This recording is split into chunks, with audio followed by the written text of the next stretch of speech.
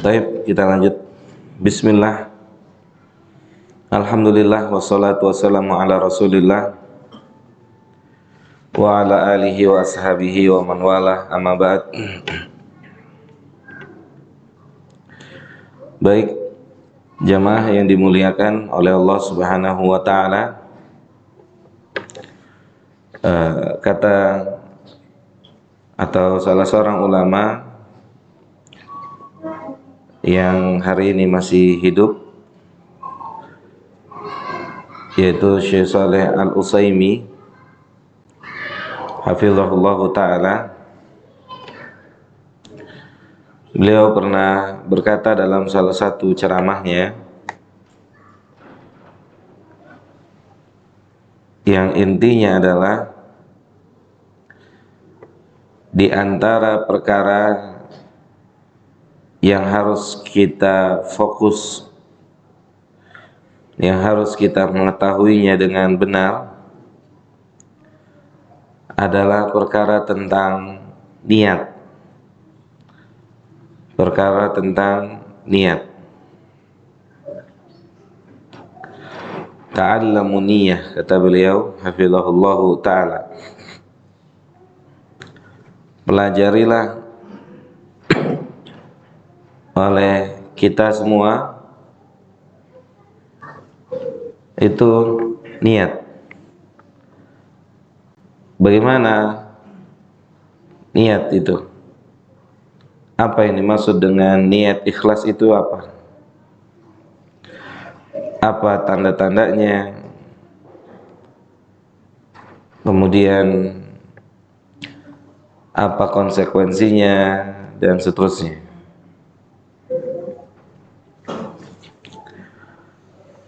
Karena yang membedakan sebuah ibadah dengan adat istiadat adalah niat. Dan yang membedakan antara satu ibadah dengan ibadah yang lainnya pun niat. Kita sama-sama tahu karena Allah gitu ya. Karena Allah. Cuma apakah benar-benar karena Allah atau tidak? Apa yang dimaksud dengan karena Allah? Apa yang dimaksud ibadah itu tujuannya hanya untuk Allah Subhanahu wa ta'ala?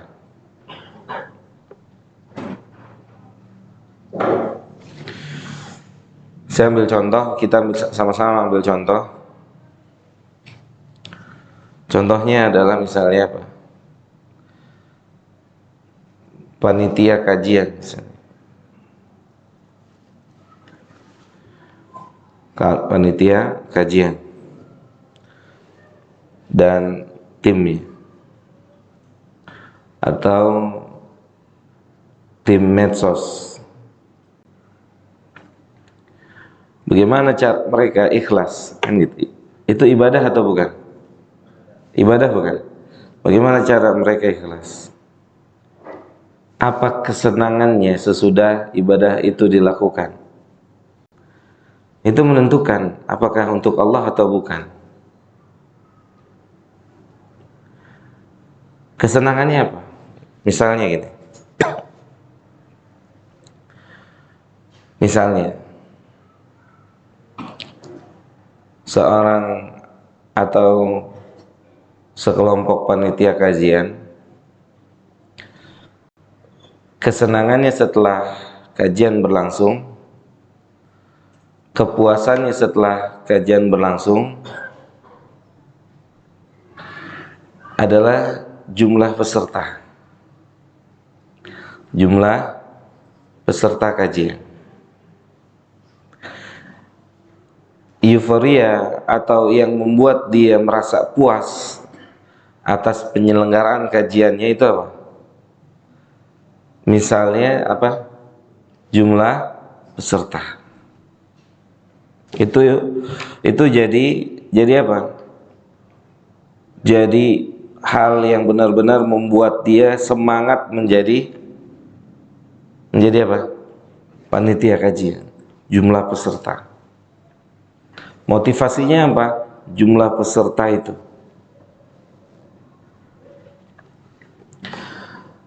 Kita tidak sedang membicarakan orang per orang, tapi kemungkinan ini ada. Kemungkinan ini ada. Karena ini ibadah. Saya pengajar juga. Apa kepuasannya sesudah mengajar gitu? Kepuasannya itu apa? Antum kepuasannya apa sesudah belajar? Karena apa puasnya itu? Apa yang membuat puas? Itu barometer ikhlas juga. Panitia kajian seharusnya yang membuat dia puas setelah terselenggaranya sebuah pengajian itu adalah ilmu yang disampaikan. Ilmu yang disampaikan. Coba antum tanya panitia kajian, apa yang disampaikan ustadz dari awal sampai akhir? Jawabnya apa? Nanti aja lihat YouTube. Benar? Sebagiannya bisa lihat YouTube. Beda nggak? Saat antum duduk di depan seorang ustadz dengan nanti lihat siaran ulangnya, beda nggak? Beda. Beda nggak Pak Deddy? Beda. Beda. Ini kita mau ambil contoh, dan contohnya sangat banyak. Kalau mau diperinci satu-satu, apa euforianya? Apa kesenangannya? Itu yang pertama tadi. Kesenangannya adalah materi, ilmu yang disampaikan. Ilmu yang disampaikan. Semoga dia kebagian pahala dari ilmu yang disampaikan oleh pemateri itu. Euforianya seperti itu. Kesenangannya seperti itu. Gitu. Ya.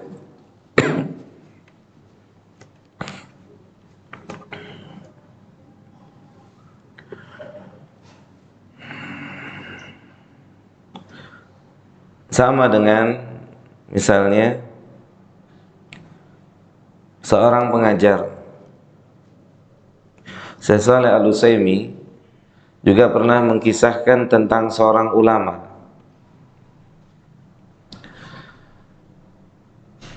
yang seorang ulama ini menyampaikan satu pembahasan di depan murid-muridnya.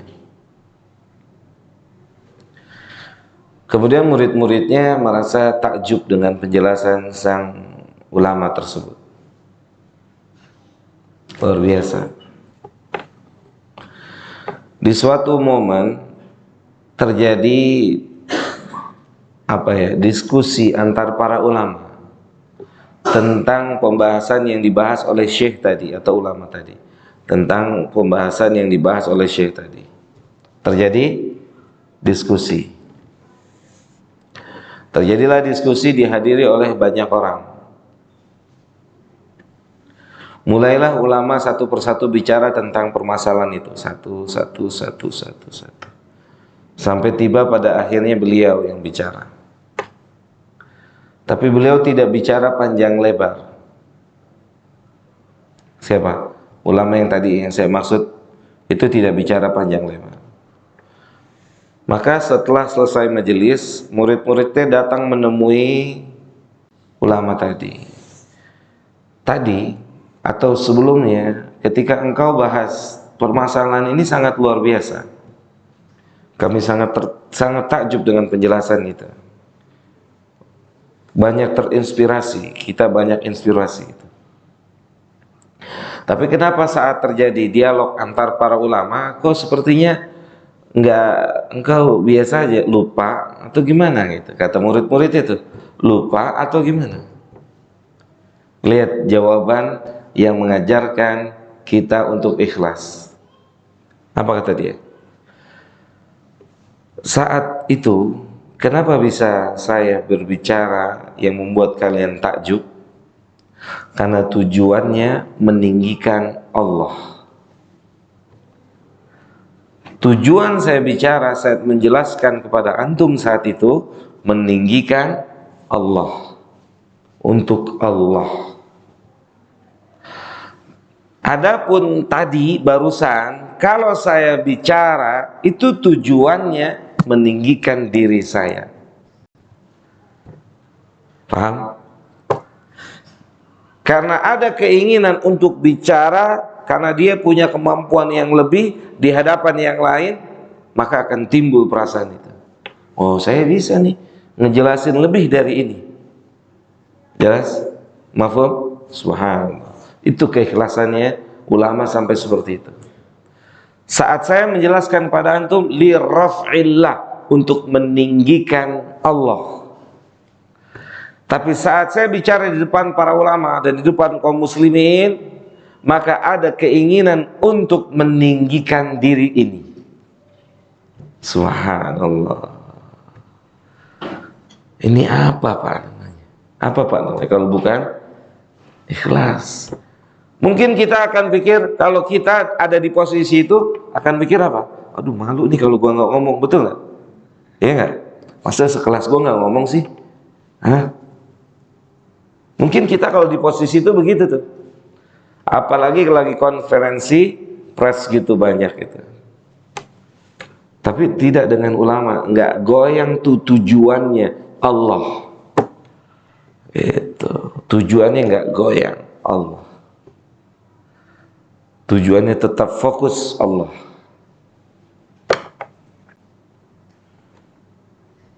Gitu. Maka untuk panitia, untuk medsos, fokus, jangan goyang, tujuannya Allah.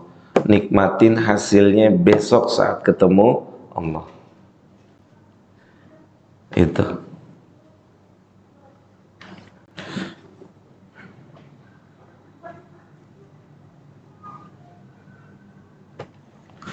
Dan semua ibadah diusahakan seperti itu. Dimaksudkan hanya untuk Allah. Nikmat, jika semua ibadah dimaksudkan untuk Allah, nikmat, sangat nikmat. Apa pengertian dasarnya dimaksudkan untuk Allah? Apa pengertian dasarnya, Mas? Dimaksudkan untuk Allah, ibadah itu maksudnya apa? Tidak mengharapkan sesuatu kecuali dari Allah. Tidak mengharapkan sesuatu kecuali dari Allah. Tapi jika seseorang tidak mendapatkan sesuatu dari ibadahnya dan menjadikan ibadahnya apa? Lemes, loyo, berarti apa? Ada kekeliruan dalam keikhlasannya. Ada kekeliruan di dalam keikhlasannya. Ada seorang sahabat Badui, sahabat Badui ini pelajaran penting. Dia bilang begini, atau dia baru hijrah, ikut perang bersama Nabi, Arab Badui. Saat pembagian harta rampasan perang, dibagi ini. Bukan Nabi yang bagiin, tapi Nabi yang nentuin, dibagiin oleh tim yang bagiin. Dapat nih jatahnya si Arab Badui itu. Dia bilang gini, ini apa? Ini jatah antum dari Nabi. Ya, jatah antum dari Nabi. Jatahnya dia itu, dia bawa ke Nabi. Dia tanya pada Nabi, ini apa ya Rasul? Halal apa enggak itu? Halal enggak? Halal. Halal. Dia tanya, ini apa? Bagian antum. bagian antum. Apa kata dia? Subhanallah, gak ngerti saya bagaimana caranya punya hati kayak dia ini. Dia bilang, bukan untuk ini saya hijrah, bukan untuk ini saya jadi panitia kajian, bukan untuk ini saya jadi ustadz, bukan untuk ini saya jadi pelajar, bukan untuk ini saya beribadah. Dia bilang seperti itu di hadapan Nabi. Bukan untuk ini, bukan popularitas, bukan jabatan, bukan harta, bukan dudukan, dan seterusnya. Bukan untuk itu semua. Bukan untuk ini. Dia bilang di depan Nabi kita. Terus dia bilang, saya hijrah untuk tombak yang tertancap di sini, tembus ke sini, dalam rangka meninggikan la ilaha illallah. Terjadi peperangan berikutnya. Setelah selesai peperangan, mulai mencari jenazah yang meninggal. Salah satunya beliau. Maka jenazahnya tertancap tombak di sini. Nabi bilang, jujur niatnya Allah sampaikan pada niatnya. Kejujuran niatnya Allah sampaikan. Subhanallah, subhanallah, subhanallah. Itu gimana caranya punya hati kayak gitu?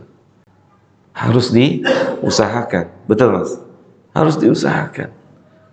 Apa motivasinya jadi ustadz? Apa motivasinya jadi pelajar? Apa motivasinya jadi panitia kajian? Untuk Allah, meninggikan Allah. Dia bilang, untuk tombak yang tertancap di sini, tembus ke sini. Nabi bilang, kalau dia benar, kalau ucapannya benar, Allah kabulkan. Matinya ternyata benar, tombak tertancap di sini.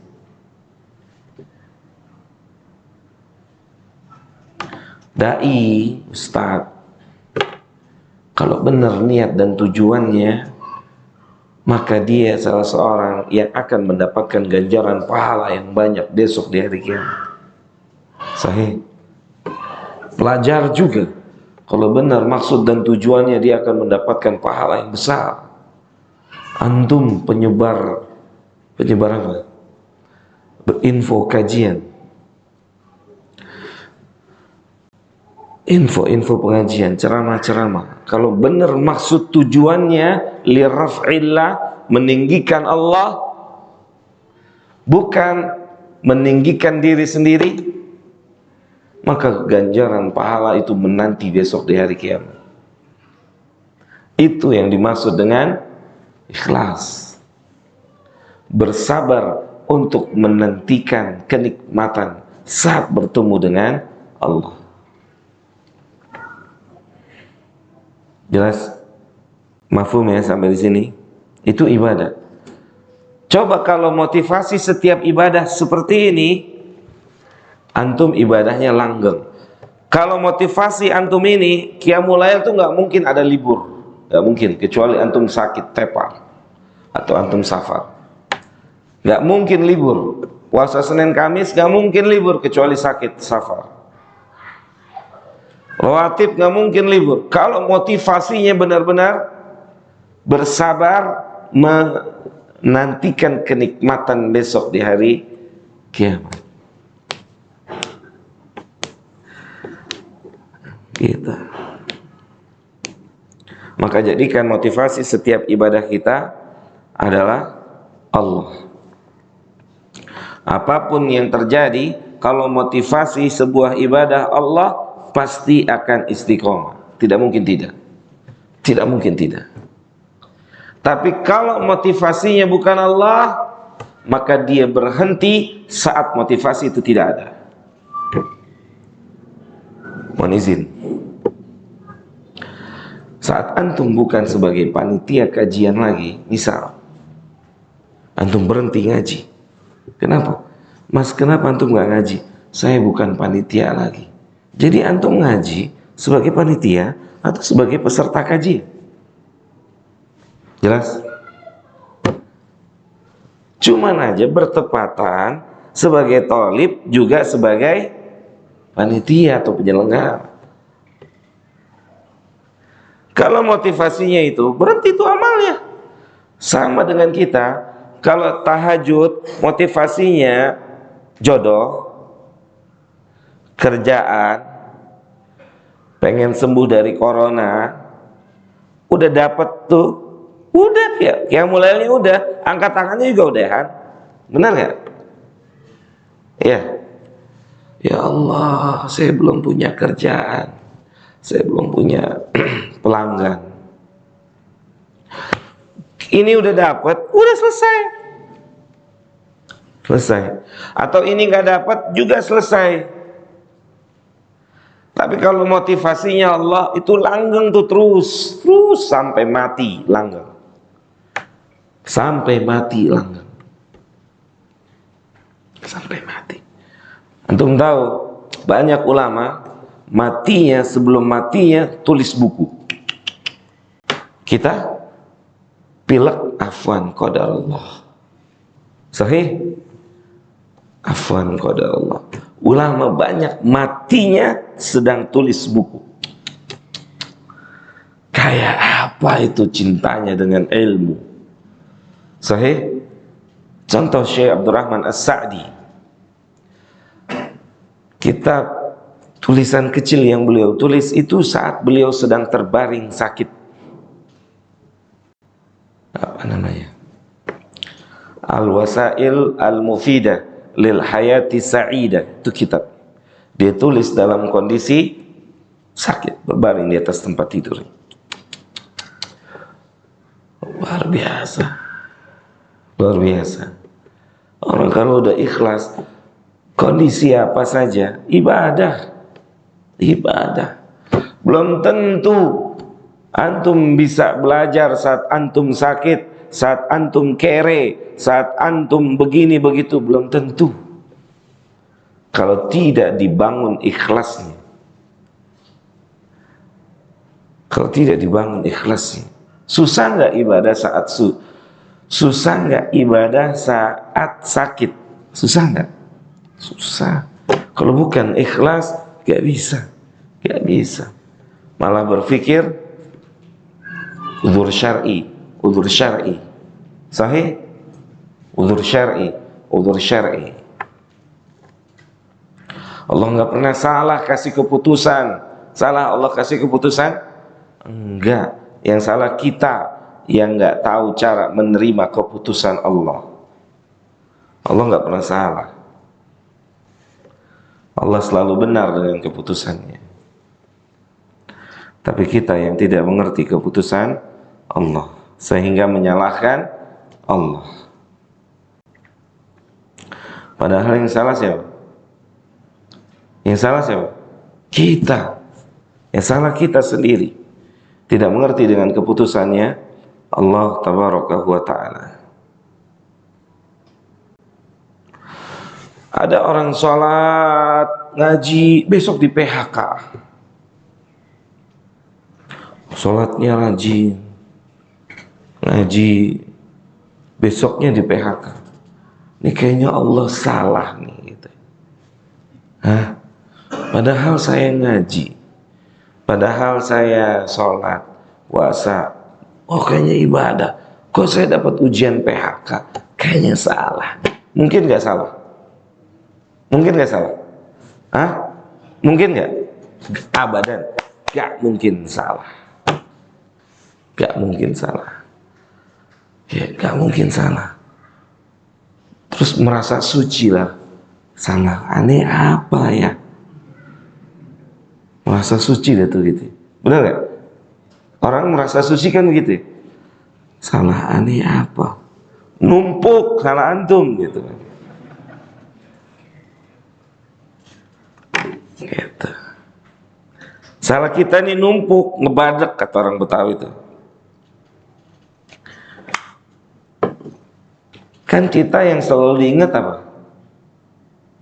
Kebaikan. Betul gak? Kesalahan sebisa mungkin pakai ngomong salah aneh apa ya, begitu. Kalau orang salah maksud dan tujuannya, tidak bisa mengerti apa yang ditetapkan oleh Allah, pasti salah menerima apa yang ditetapkan oleh Allah. Taib. Jadi ifradullah fil ibadah, mengesahkan Allah dalam ibadah, dalam menuntut ilmu dan seterusnya.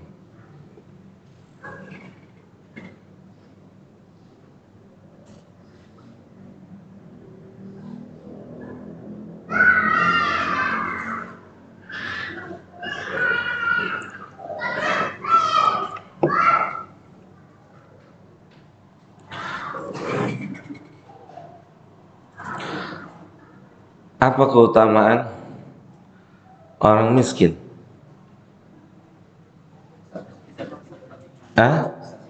Bisa piringan. Apa yang diucapkan oleh Nabi tentang keutamaan mereka? Masuk surga duluan. Kira-kira miskin yang ngeluh apa yang sabar? Lu jelas ngeluh apa sabar?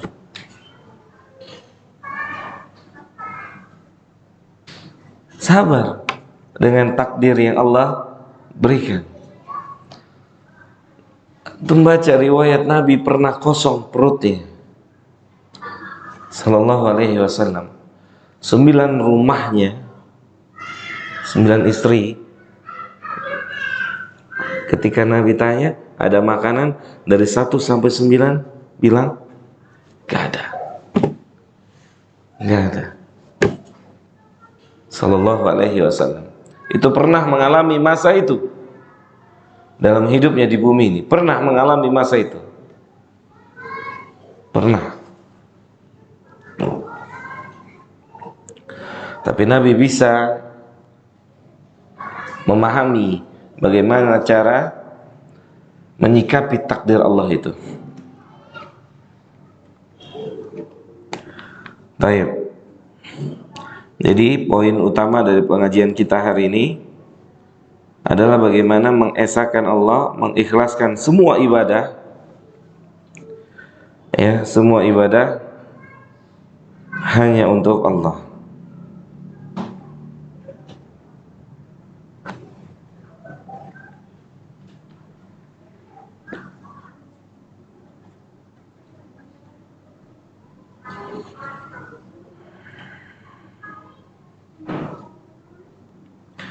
Baik, ada yang mau tanya sampai sini?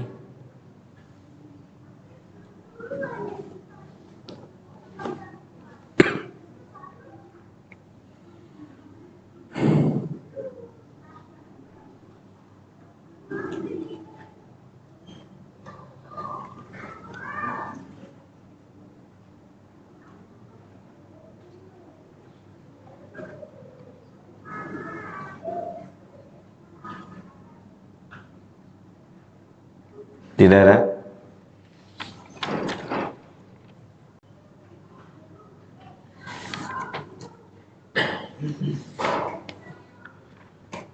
Kalau nggak ada, kita cukupkan kajian kita pada malam hari ini.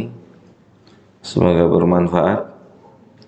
Semoga Allah berikan kita taufik untuk bisa senantiasa belajar yang namanya ikhlas, sehingga benar-benar kita bisa berusaha untuk ikhlas. Wa sallallahu ala nabiyyina Muhammadin wa ala alihi wa sahbihi ajmain. Subhanakallahumma bihamdika asyhadu an la ilaha illa anta astaghfiruka wa atubu ilaika. Assalamualaikum warahmatullahi wabarakatuh.